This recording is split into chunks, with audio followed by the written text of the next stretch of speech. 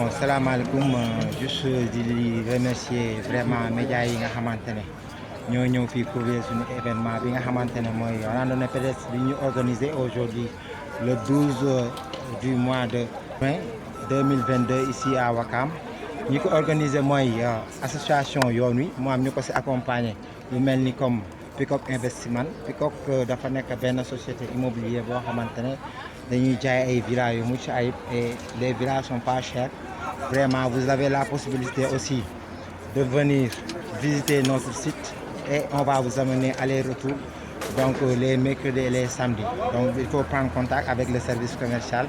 pour vraiment aller visiter notre site. C'est un site très stratégique. Il est à 30 minutes de Dakar et à 10 minutes de l'aéroport AIBD. Juste de remercier tous les participants di leen sant di leen gërëm di wax ne amuma seen fay parce que nga woote aussi ñi ñi ñëwal la c'est pas évident donc on est content tey jii randonnée pédestre bi ñu doon def c'était une première pour l'association yoon bi et que on veut que ça soit annuel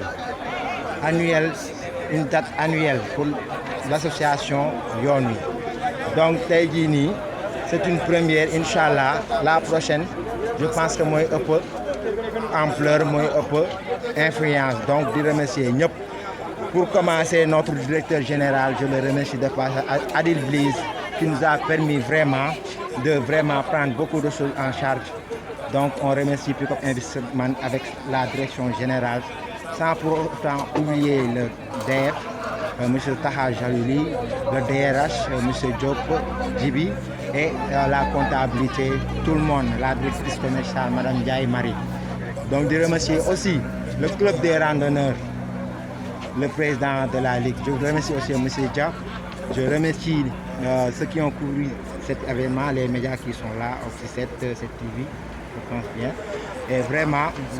et TV School donc vraiment amuñu seen fay mes collègues mes membres mes sympathisants un grand merci. Le thème du randonnée c'était le civisme et la citoyenneté. Pourquoi le civisme et la citoyenneté? Parce que actuellement citoyenneté ak civisme moo war a doxal dëkk. Si vraiment les mentalités jàpp ne man je suis un bon citoyen yor les comportements et tout je pense qu'on peut aller vers le développement sans attendre l'État ou les maires et tout. Donc c'est pour cela on a choisi ce thème-là. Le civisme, vraiment, si tu as un comportement d'un bon citoyen, vraiment le civisme est dedans. Donc vraiment on a choisi le civisme et le citoyen. Pour jëm ko wax ci olof civisme tuuti bokk na ci vraiment nga respecter sa morom pour man civisme boo koy incarner war nga doon un bon croyant mooy doo lor te vraiment doo tilimal lu askan wi bokk di nga dox ci comportement yi nga xam moo gën a normal pour tënk rek ñu ne citoyenneté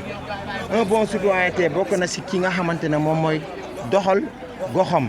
du ci xaar kenn ci action yu baax ci dimbali nit ñi ci démarche yu noble donc pour tënk rek pour bañ a vraiment guddal wax bi yooyu moo doon thème yi nga xamante ne moom lañ bëggoon partager ak population bi di remercier tout le monde vraiment pour bañ a fàtte association des sapeurs pompiers de Ouakam on les remercie vraiment amuñu seen fay di remercier les randonneurs comme ni ma ko waxee la presse